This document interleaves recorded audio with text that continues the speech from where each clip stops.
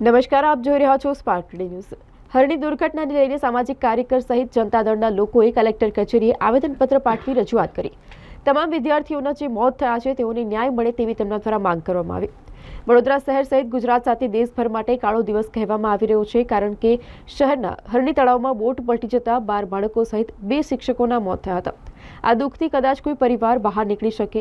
આ દુર્ઘટનાને પગલે સામાજિક કાર્યકરો તેમજ જનતા દળના લોકો આજરોજ કલેક્ટર કચેરી આવી અને કલેક્ટરને આવેદનપત્ર આપી રજૂઆત કરી હતી કે તમામ બાળકોને વહેલામાં વહેલી તકે ન્યાય મળે અને સાથે જ જે પણ બેજવાબદાર લોકો છે તેમની સામે સખત કાર્યવાહી થાય, તમામને સજા થાય તેવી માંગ કરવામાં આવી હતી। અને બાળકોને સ્કૂલમાંથી છૂટે ત્યારે સ્કૂલમાં જાય ત્યારે વાનની અંદર ભરીને બેસાડવામાં આવે છે, તેની સામે પણ કાર્યવાહી કરવામાં આવે। તો હરણી ખાતે દુર્ઘટના થઈ હતી તેમાં સ્કૂલના લોકો સામે પણ કાર્યવાહી કરવામાં આવે તેવી પણ માંગ ઉઠવા પામી છે। હું નેહા રાણા, ગુજરાત પ્રદેશ મહિલા પ્રમુખ અને સાથે સાથે સામાજિક કાર્યકર પણ છું।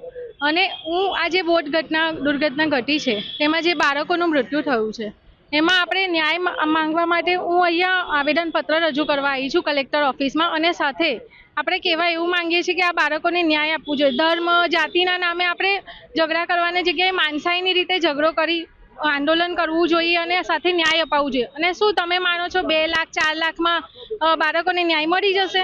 બાળકોની કોઈ કિંમત લગાવવાની હોય, હા સહાય આપો છો નો ડાઉટ, પણ આ સહાય નથી, તમે ન્યાય આપો। આવી રીતે ભ્રષ્ટાચારમાં તમે મોરબીમાં પણ પુલ તૂટ્યો, એમાં પણ 137 લોકોનું મૃત્યુ થયું। પછી આપણું જે સુરસાગર તળાવ છે એમાં પણ 132 લોકો 35 કે 37 લોકોનો ડૂબી ગયા હતા અને 32 લોકોને મૃત્યુ થયું હતું। તો એ બધું જે થઈ રહ્યું છે ભ્રષ્ટાચારના લીધે છે, એમાં કોઈ સેફટી આપવામાં આવી નથી।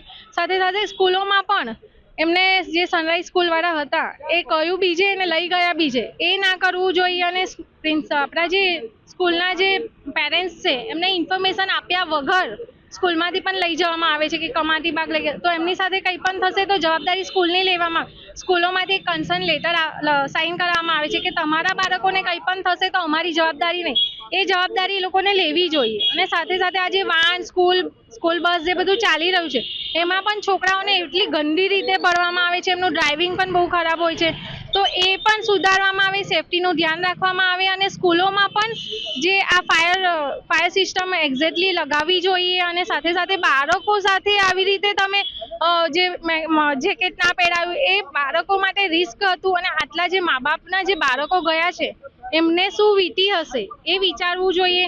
ભ્રષ્ટાચારમાં આપણે માનસાઈ રીતે જોવાનું છે, ધર્મ જાતિના નામે ઝઘડો કરીને આંદોલન નથી કરવાના। અત્યારે આપણે માનસાઈના રીતે આ એક આંદોલન કરવાનું છે। અને આ મારી એક માંગ છે કે આ બાળકોને ન્યાય મળવો જોઈએ।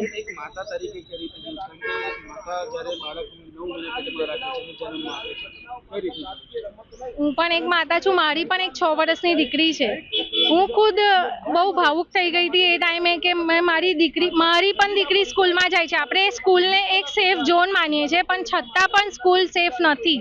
ત્યારથી હું મારી છોકરીને પિકનિકમાં મોકલવા માટે અત્યાર સુધી અઘરી હતી, પણ એ દિવસથી હું નક્કી કર્યું છે કે આજ પછી હું મારી દીકરીને એવું પિકનિકમાં મોકલવાની નથી, કારણ કે સ્કૂલવાળા કોઈ જવાબદારી લેવા રેડી નથી। અને સાથે સાથે એ લોકો એક કન્સર્ન ફોર્મ સાઇન કરાવે છે કે સ્કૂલની કોઈ જવાબદારી અમે લેતા નથી, તમારા બાળકને કંઈ પણ થશે તો એ જવાબદારી તમારી પોતાની રહેશે। હું પણ એક માતા છું, મને પણ ખબર છે કે શું દુઃખ થતું હશે, મા બાપની શું હાલત હશે, લોકો રડીને અડધા થઈ ગયા છે, પણ તો પણ પ્રશાસનને એને કોઈને કંઈ જ ફરક નથી પડતો, સ્કૂલના ટ્રસ્ટીઓને પણ ફરક નથી પડતો। મારું તો એવું જ કહેવું છે કે સ્કૂલના ટ્રસ્ટીઓ અને આ જે સંચાલકો હતા એમની પ્રોપર્ટી જપ્ત કરીને બાળકોને ન્યાય આપવામાં આવે। બાળકોની કિંમત નથી લગાવવાની, 2 લાખ આપી દીધા 4 લાખ આપી દીધા, એમની કોઈ કિંમત છે?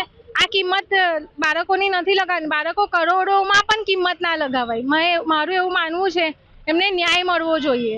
અને આ ભ્રષ્ટાચાર બંધ કરીને, આ જે ભ્રષ્ટાચાર થઈ રહ્યો છે એના લીધે જ આ જે પ્રોબ્લેમ થઈ રહી છે કે આ પુલ તૂટી જાય છે ને આ બધું, આ જે સેફટીના સાધનો છે પરફેક્ટ નથી, પછી ફાયરના પરફેક્ટ નથી। જો એ સેફટીના સાધનો પરફેક્ટ હોત તો શાયદ બાળકો બચી ગયા હોત અને એમને જેકેટ પહેરાવ્યું હોત તો બચી ગયા હોત।